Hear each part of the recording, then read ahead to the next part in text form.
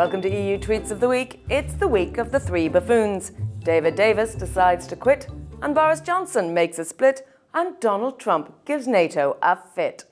This week started with a bang when David Davis made his shock resignation from the British cabinet. Given that he didn't resign after the discussion in Chequers on Friday, some questioned his motivation for leaving on Sunday night. Twitter account Barrington reckoned it was about 11:30. He'd had a few and just thought, f*** it, 3-day weekend.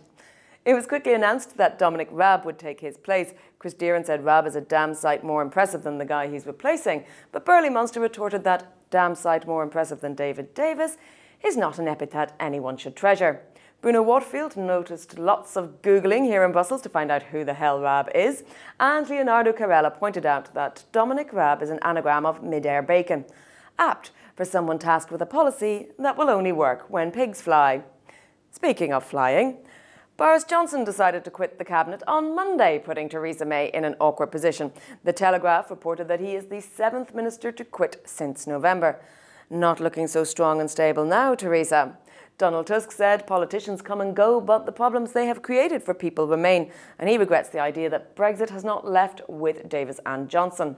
Faisal Islam translated the PM's response to Johnson's resignation, a little surprised, basically means no Boris is better than a bad Boris. Ian Dunt preferred it when we were good at diplomacy and shit at football. John McKendrick, Attorney General from Anguilla, said good riddance, describing Johnson as the worst Foreign Secretary ever. Amid the destruction of Hurricane Irma, he was disinterested and out of his depth. Alex Andreou praised Theresa May's bold look. Scalping your enemies and wearing the trophies is a barbaric practice. But in the case of Boris Johnson... The other big news this week was the NATO summit, and speculation was rife about just how preposterous Donald Trump would be.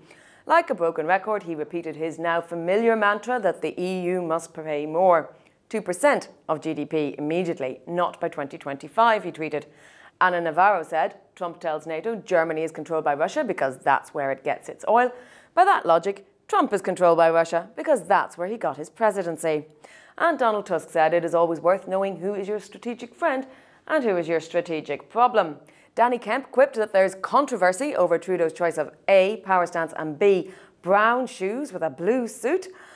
But this was the pick of the summit. Sam Wilkin claimed it was banter all round as Europeans failed to brief Trump that the Belgians spell NATO backwards. Lily Capco says one of these things doesn't belong with the others. And then there was this. And this. Rebecca Ballhaus summed it up. Trump arrived 30 minutes late to Thursday's summit, missed scheduled meetings with at least 2 world leaders, prompted the SecGen to call an emergency session, held an impromptu 35-minute news conference, and then left to go to London. Bet they can't wait. Finally, both Belgium and England crashed out of the World Cup this week to Croatia and France. I'm not going to get into the inevitable slagging match, so we'll just show this. Impressive trolling from Croatia's Interior Minister arriving at the EU meeting in Innsbruck. This week we are supported by Food Drink Europe. Think you're a single market trivia whiz? Take their quiz and find out some fascinating facts.